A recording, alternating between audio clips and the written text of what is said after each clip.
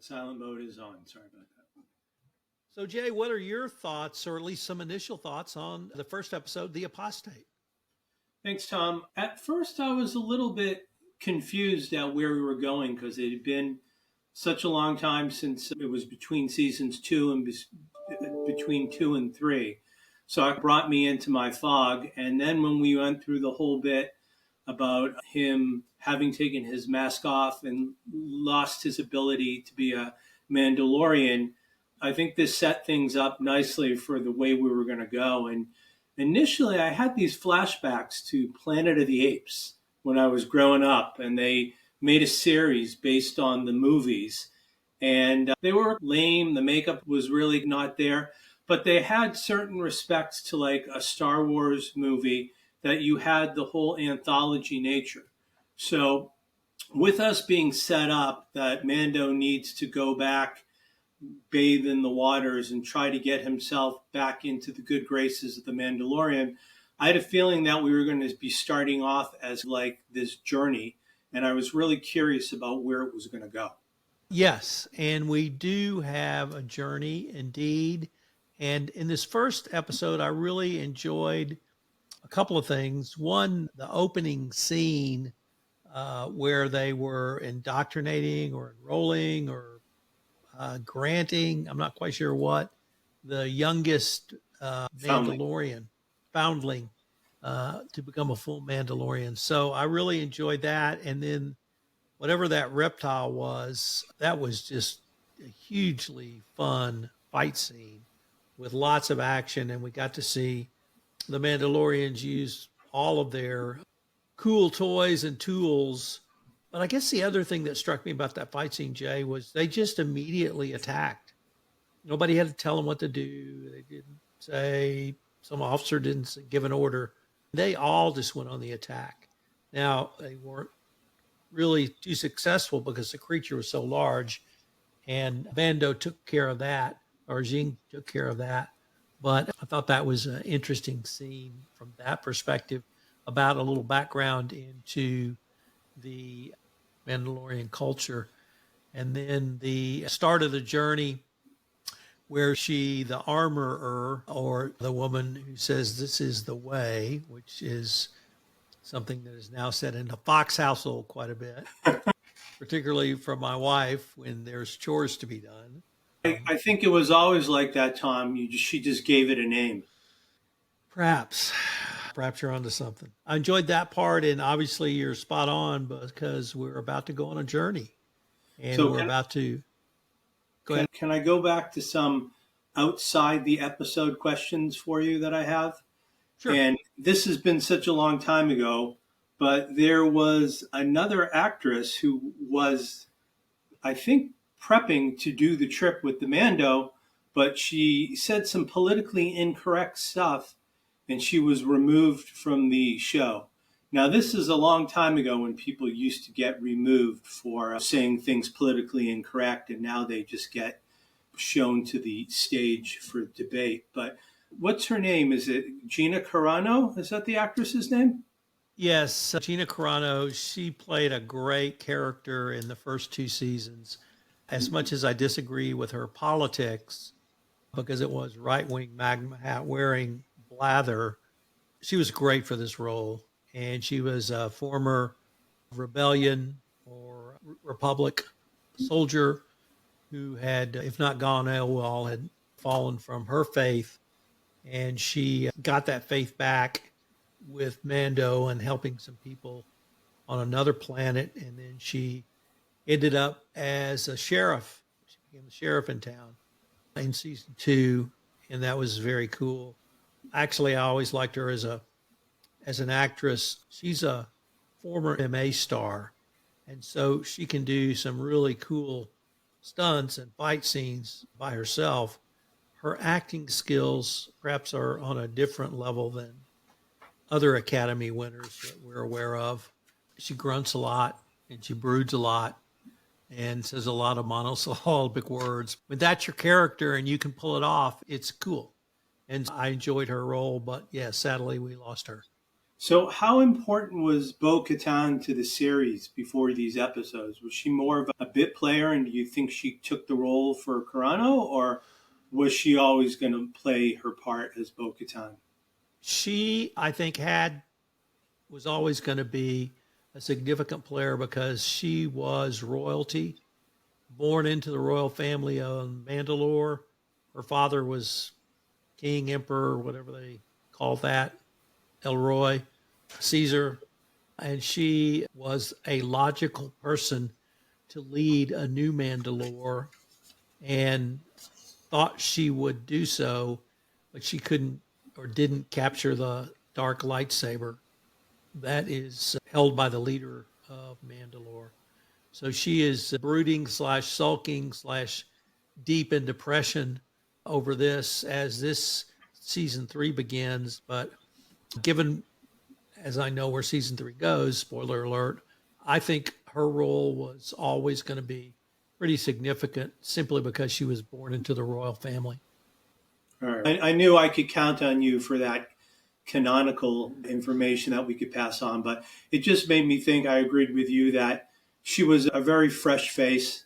She was a non-conventional actor. She didn't really talk a lot, but when she did, she carried a big stick. These will be things that you can try to find old scripts online or whatever, but I thought this would be an interesting point just to connect the dots. Yeah, that was Gina, not Katie. Got it. But particularly in season 1, I thought she was very good in her role. It's always interesting when the outsider becomes the sheriff. And so she was playing a little bit against type in season 2. But season 1, I thought she was really good. Awesome. In terms of the journey, lots of spectacular scenery. How would you assess John Favreau? Is that how you pronounce him? Yep. How would you assess not his role, because I think he does everything. How would you assess his sort of guardianship and stewardship of this series obviously within the context of the Star Wars universe, but also creating something completely new and different, but firmly within the Bible, if I can use that word, of Star Wars? He is like a kid in the candy shop. And it just amazed me how he was able to strike a real balance between too many cutesy little Muppets and Grogu and all that stuff, which could have been cheesy in a Jar Binks kind of way, but instead they all contributed. And he did a great job bringing back these people who had maybe one or two lines. So the woman who has the chop shop where they break up the cars, and who are the guys in the brown robes? What's their name? The first star, the Jawas. So he was very good about paying homage to where this comes from, but it's almost like he's got an unlimited checkbook.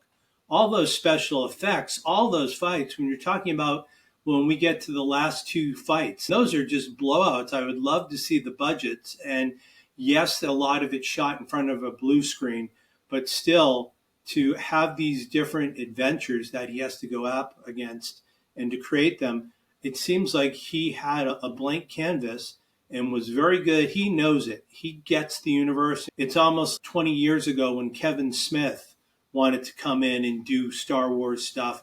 I think Kevin was maybe even too much of a fanboy, but Favreau, really from coming out there, coming up on Swingers, for him to be given the trust by Lucasfilm to go out and create this universe, I think he just kicks ass. So the difficulty I have is the character he played in the MCU, Happy. And hopefully everyone listening to this is an MCU fan, because Happy is a great minor character.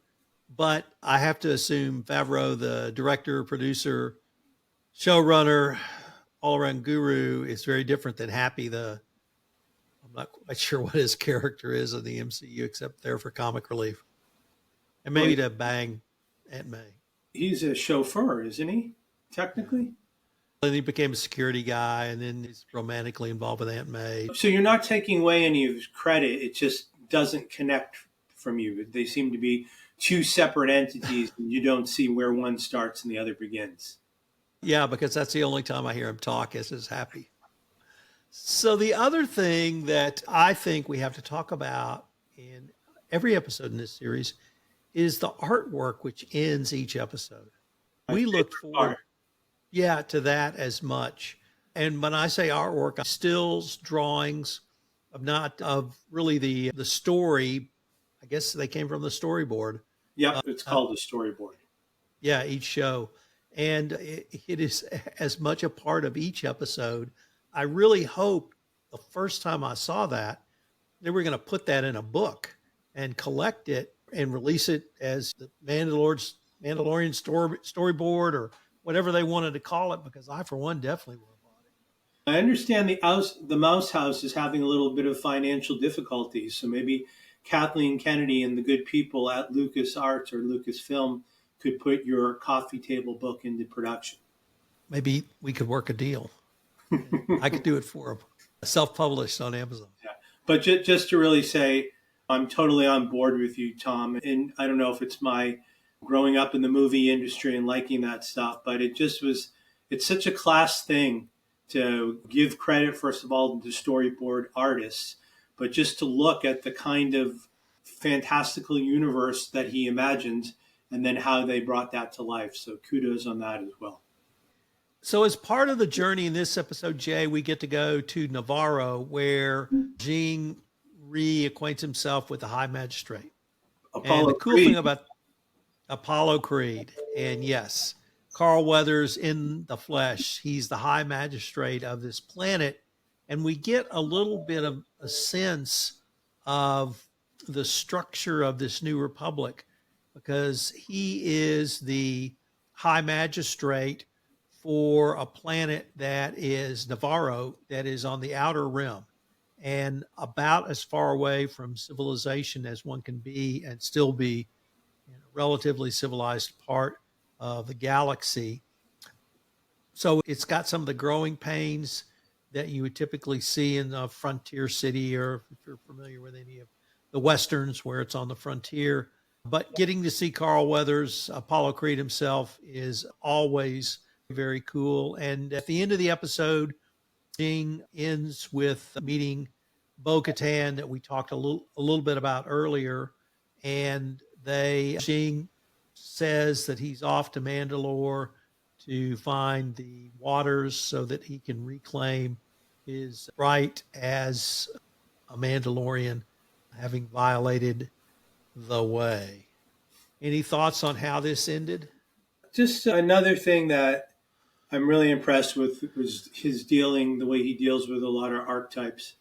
So we're talking about John Ford Westerns, or we're talking about spaghetti Westerns like Sergio Leone. There's always the man without a name, and there's certain constructs that you can use to your benefit because everybody understands those characters.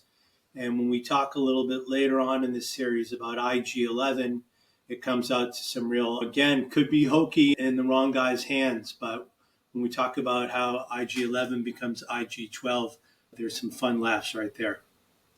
Jay, I look forward to our next episode, which will be The Mines of Mandalore. Till then, I'm Tom Fox. All right.